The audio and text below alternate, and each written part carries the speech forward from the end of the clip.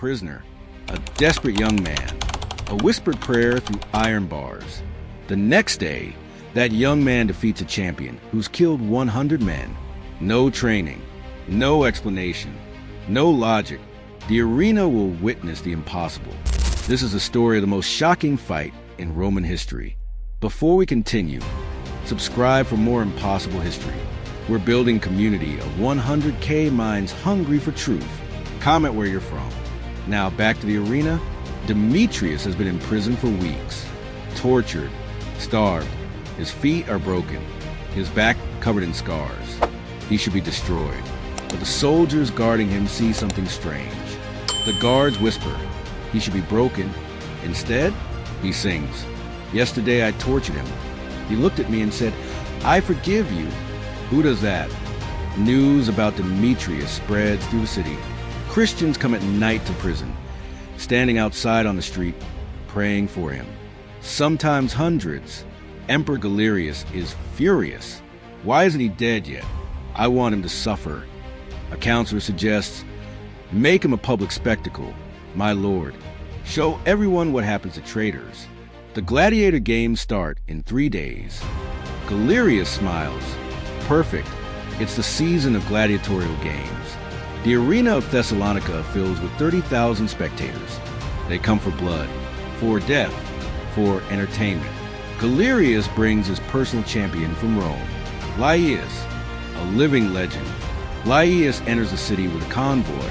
People gather to watch.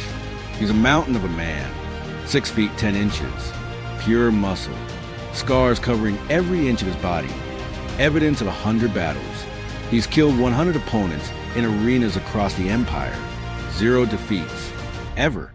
He doesn't just kill, he torments them, drags out their agony. The crowd loves it. A reporter asks, "Are you confident of victory?" Lyaeus barely glances at him. There's no such thing as victory. There's only slaughter. And I'm the butcher.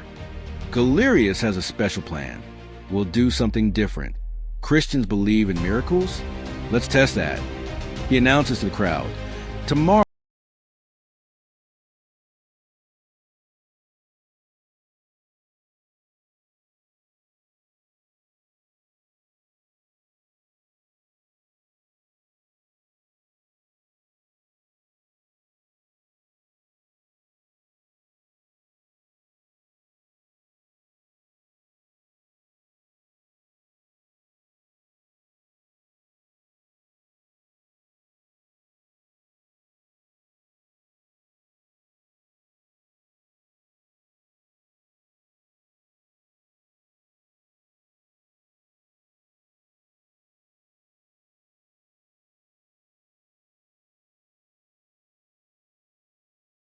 his little sister.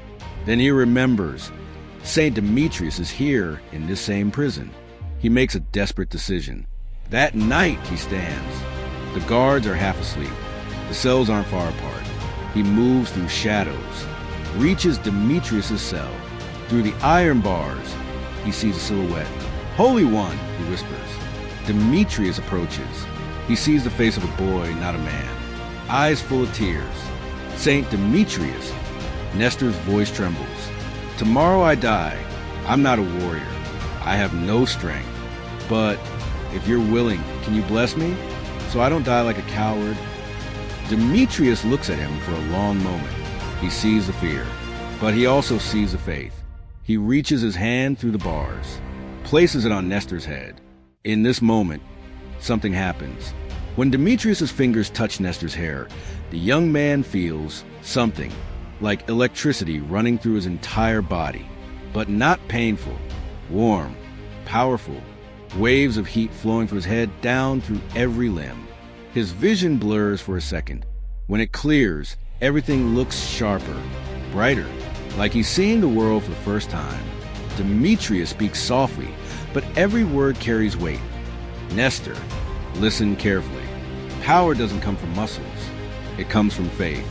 Tomorrow, you don't fight alone. The Almighty fights with you. Go without fear.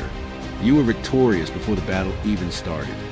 Something in Nestor changes. The fear, it doesn't completely disappear, but it's covered by something stronger. Confidence. Peace. In the name of Christ, I bless you. Go and show the world that God is real. Nestor returns to his cell, lies down. For the first time in 2 days, he sleeps, deep sleep, dreams filled with light. Next day, the arena is packed, 30,000 spectators. The sun burns, the sand is hot, trumpets sound. A gate opens, Lyaeus enters, full armor, massive sword, shield. The crowd explodes in applause. Lyaeus, Lyaeus, Lyaeus. He salutes the emperor, then turns to the opposite gate, waiting for his victim. The opposite gate opens. Nestor emerges. No armor, simple clothes, a small, rusty sword. No shield, silence, then laughter. The crowd laughs. This, a joke. Someone shouts. Lyaeus, try not to kill him too fast. We want to show. Lyaeus looks at Nestor and smiles. You're already dead, boy, but I'll make it last. Nestor doesn't respond. He remembers the blessing. He remembers the warmth. He breathes deeply. The trumpets sound again. The fight begins. Lyaeus doesn't waste time. He charges. His first strike, horizontal toward the neck. A blow that's decapitated 20 men. Nestor bends, not thinking. His body just reacts. The sword passes 2 inches above his neck. The crowd gasps. He missed. Lyaeus is surprised. Nobody dodges his first strike. He attacks again, vertical toward the shoulder. Nestor moves laterally, impossibly fast. The sword hits sand. Lyaeus starts attacking from every angle. Left, right, overhead. Every strike either misses or gets blocked. The crowd isn't laughing anymore. They're in hysteria. What's happening? Lyaeus is sweating, breathing hard. For the first time in his career, he's tired. But Nestor moves like the wind, like guided by an invisible hand. His eyes are different. They're not his own. Then it happens. Watch this moment carefully. Lyaeus swings his massive sword with all 250 pounds of muscle behind it. The sword should cut Nestor in half. Nestor raises one hand. The blade stops like it hit a steel wall. 30,000 people see it. The arena screams. How is this possible? Lyaeus stops mid-swing, stares directly at Nestor's eyes, really looks at them. They're different, not human, like someone or something else is looking back through them. Lyaeus has fought 100 men, killed them all. He's never been afraid, until this moment. A cold realization washes over him. He's not fighting a man. He's fighting something on the man, something he can't see, can't understand, can't defeat. He loses his focus. Just for a moment, one single moment of hesitation. Nestor strikes. Fast, precise, to the chest. Lyaeus falls, like a giant tree, armor crushed, sword flying from his hand, lying on the sand. The arena explodes, half in shock, half in fury. Nobody can believe it.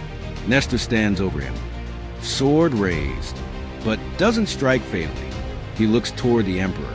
Galerius is on his feet, face red, veins bulging. Impossible. It's sorcery. Magic from the Christian in the prison. He turns to the guards. Kill them both. Now. Here. Soldiers rush into the arena. Nestor doesn't resist. He lowers his sword. He's at peace. He falls to his knees. One final prayer. Thank you, Lord. You show me you're real. A spear pierces his back. He falls with a smile on his lips. His last thought, he witnessed a miracle. At the same moment, soldiers run to the prison.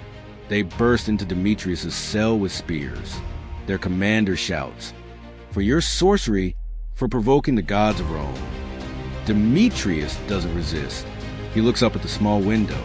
Not sorcery. Faith. And faith can't be killed with spears. The spears pierce. Demetrius falls. His last prayer, "Lord, receive my spirit and bless Nestor. I send him to you." October 26th, year 306. 2 martyrs. Same day, same faith. Demetrius is dead. Nestor is dead. Rome won. It should be the end. But the next day, from Demetrius' tomb, a mysterious oil starts flowing. They'll call it myrrh. It glows faintly in moonlight, and it heals impossible. Blind see, paralyzed walk. And that's just the beginning. Next episode, the miracles that shocked the world. Subscribe and tap the bell icon to walk with us through powerful stories of faith and history. Thumbs up like if this episode touched you. Speech balloon comment to share your thoughts or reflections in comment section.